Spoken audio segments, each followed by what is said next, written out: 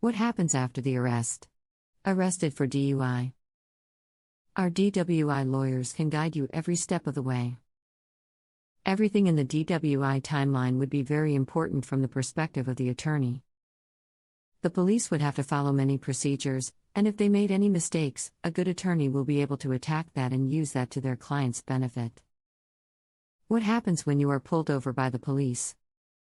According to the timeline, when you are pulled over, the officer will generally ask for your license and registration, which you should have ready by the time the officer comes to you so that you can just hand it to them without having to engage in a lot of conversation.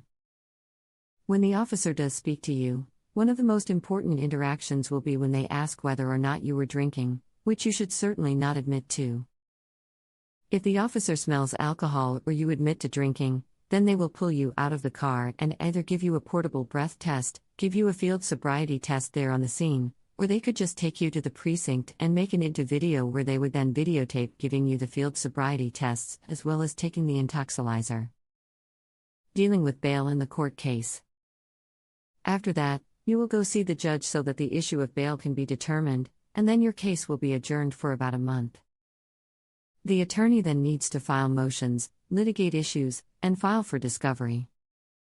These cases can sometimes be resolved at the arraignment, although they can sometimes be resolved at the first appearance.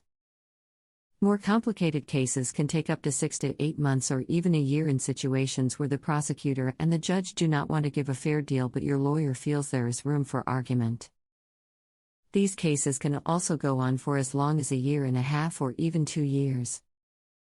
Hiring an attorney can significantly affect the outcome of your case. We recently handled a case involving a client with a CDL who came in with his 4th DWI arrest in Kings County, Brooklyn. He was accused of slamming into the back of a New York City off-duty police officer's vehicle, and then slamming into 3 parked cars as he drove away. He was charged with misdemeanor DWI charges, leaving the scene of an accident, reckless driving, and a litany of other charges. It looked like a harsher case because his reading was a 0.17, so he was over double the legal limit, especially with potentially injuring a New York City police officer. While handling the case, we noticed a small detail. We saw that the prosecutor had served a certificate of readiness on the legal aid attorney as opposed to our law firm after we had entered a notice of appearance.